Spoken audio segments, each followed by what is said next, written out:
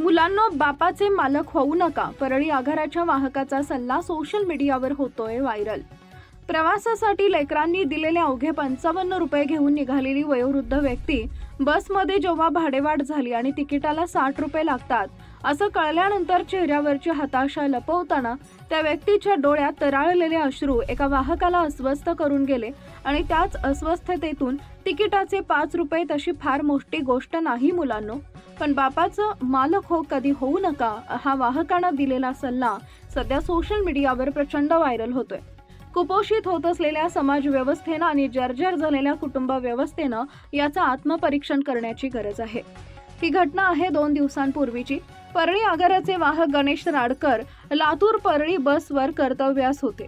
दुपारी 2 वाजता लातूरहून बस परळीकडे निघाली. यावेळी गाडीत एक आजोबा येऊन बसले.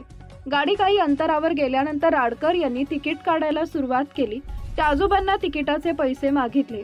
यावेळी त्यांनी हाफ तिकीट सांगत 55 रुपये हातावर टेकवले. आणखी 5 रुपये द्या असं राडकर त्यांना बोलले. तिकीट तर 55 रुपये असताना 60 कसे असं त्या आजोबांनी विचारले. यावेळी त्यांना बाबा तिकीट वाढल्याचं सांगितले. यावेळी त्यांनी खिशात हात घालून पाहणी केली, पण पैसे नसल्यानं त्यांनी मुलांनी एवढंच पैसे खर्चासाठी दिल्याचं सांगितले.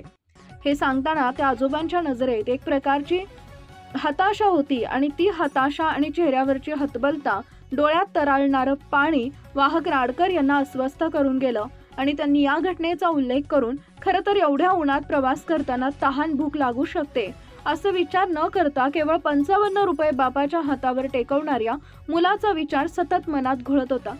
तिकिटाचे 5 रुपये तशी फार मोठी गोष्ट नाही, पण मुलांनो, बापाचं मालक होऊ नका कधी असा सल्ला देणारी पोस्ट सोशल मीडियावर टाकली. गणेश राडकर यांनी लातूर परळी बस मधील वयोवृद्ध आजोबांचा शेअर केलेला किस्सा आज अनेकांसाठी चर्चेचा विषय ठरतोय. मनातली सल केली व्यक्त. आज आपण मोठे झालो, आपल्याकडे वडिलांनी व्यवहार दिला तर आपण बापालाच मोजके पैसे द्यावेत. ज्या बापानं लहानपणी सर्व लाड पुरवले, पैसे असोत नसोत मागेल तितके म्हणेल तेव्हा पैसे पुरवले, त्याच बापावर आज अशी वेळ. मोजून तिकिटा एवढेच पैसे. सध्या उन्हाळा सुरू आहे, तहान लागू शकते. अशा वेळेस त्यांनी काय करावं, कोणाला मागावं?